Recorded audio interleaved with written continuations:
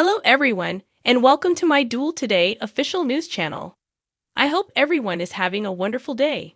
Before we begin, please hit the subscribe button and give this video a thumbs up. Trip and Wendy discover they have no idea what time it is while they make out in bed. She queries his certainty that they should be blocking out the outside world together. He is very certain. Kayla was told to get in touch with him only in an emergency, since he hasn't heard from her yet. He gives Wendy another passionate kiss. Polina sits with Channel in their living room while she is dressed in her glittery dress that she saves for special occasions. After their second date went much better than their first, Abby is taking her to the restaurant. Polina inquires about the status of Channel and Talia. Johnny wants Chanel back despite Channel's claim that there are no complaints. "Well, what do you know?" Polina responds. "My baby is in high demand." Jada brightens at Talia as she enters the hospital wearing her stethoscope and lab coat. Jada is aware of how proud their father would be. She snaps photos and reveals that she is there to speak with the woman Ava shot. The woman, according to Talia, is in a critical but stable condition. Jada won't inquire who hired her to assassinate Ava until after she regains consciousness. Ava tells Harris in the motel that she is certain that EJ sent the woman to kill her and that she knows it. She is aware that finding Susan and bringing her to EJ's house will be the only way to convince him to stop. Ava thanks Harris for bringing her out of Bayview when he might have left her there to perish before he departs in search of food and supplies. He is merely grateful that he could assist. She cautions him to exercise caution outside. EJ speaks on the phone with a man at the hospital who is in scrubs from the mansion. The woman who was shot at Bayview is still unconscious, the man informs EJ. If she opens her eyes, he is to phone EJ, according to EJ. EJ hangs up and looks at a news story about Ava and Harris leaving Bayview. He snarls that she was meant to be placed in the morgue by his hired gun. Johnny walks in and wonders what is upsetting him so much. EJ disparages Ava while Johnny is filled in.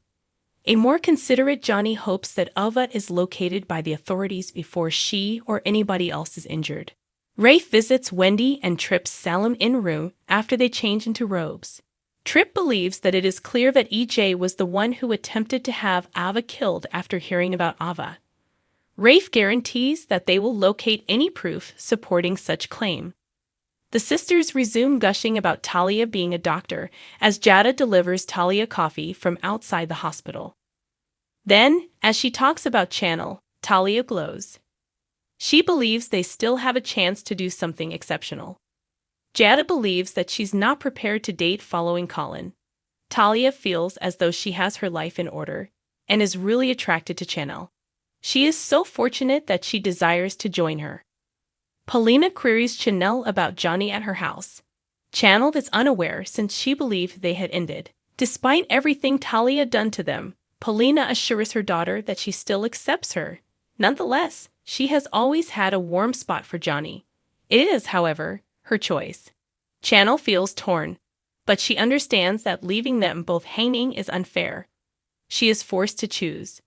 EJ urges his son to ask Channel for an explanation of her sentiments after learning that Johnny didn't receive one. Johnny won't take that action.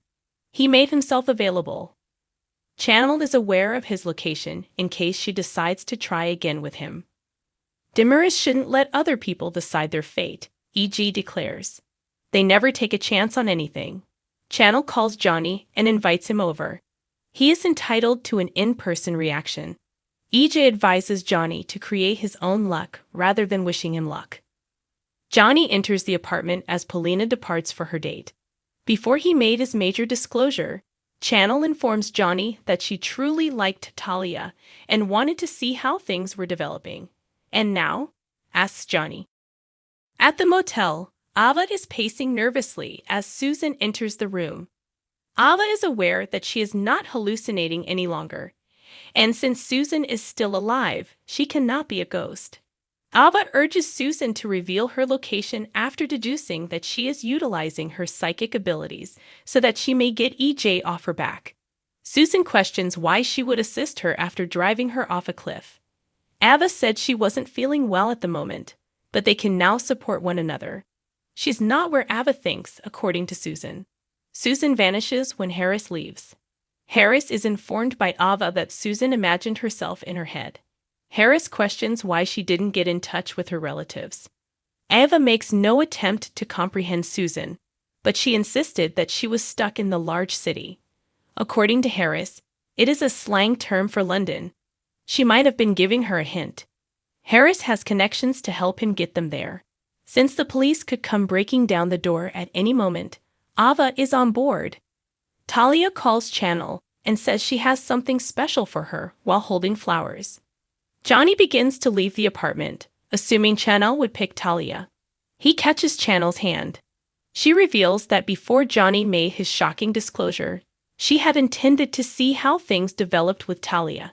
She had been holding back her feelings for him since she didn't think they would be reciprocated. Then, life interfered. Her emotions right now are anything but muted. He approaches and gives me a long kiss. EJ's friend phones to let him know that Joyce, his hired gun, just woke up. Jad inquires of Joyce in a hospital ward as to who hired her to murder Ava. Rafe and a cop go to Harris and Ava's hotel room after receiving a tip. Rafe kicks the door open while pointing his gun at it. Brady Black, according to Days of Our Lives spoilers, is Kristen DiMera's kryptonite. She simply cannot let go of him, and if she cannot, then neither should anyone else. Theresa Donovan, his ex-girlfriend, is back in town, and Brady has made it clear that he is not interested in her. Theresa isn't one to give up quickly, though, so Kristen might perceive her as a threat. Will Kristen go to great lengths to eliminate that threat? Threats are against Kristen DiMera. You'd think Kristen would like having complete custody of Rachel Black. Brady took a hit from this, but Kristen isn't happy to rest on her laurels in the wake of her triumph. Being the queen of self-destructiveness, Kristen may pay for it when it comes to Rachel. In the upcoming weeks, Kristen is sure to cause problems for Brady and Theresa Donovan, as she did for Brady and Chloe Lane. Brady Black was denied custody. Brady finds himself in the unfortunate position of being sandwiched between Theresa and Kristen. Overall, Theresa and Brady are superior matches, though the difference is small. Brady came to the same conclusion, particularly given that he was by himself in Salem. Fans may be in for an explosive and soapy love triangle because the show has hinted that Theresa and Alex Kyriakis could spark a relationship. A potential love triangle. If Rachel develops feelings for Theresa, this would be the ideal setting for Kristen to rekindle their old animosity. How far will Kristen go to ensure Brady remains unmarried and unhappy? She might make an effort to persuade Rachel to flip against Theresa and go over the pale in the process, endangering her custody of Rachel. Kristen is a powder keg ready to blow on a good day, according to explosive show spoilers. Theresa being in town might send her over the edge, making life in Salem rather chaotic for a number of its citizens. Do you believe Kristen will target Theresa? And if so, what kind of punishment do you think she'll administer? Tell us, DOLA fans. Thanks for watching if you like this video. So please don't forget to subscribe my channel and don't miss any update.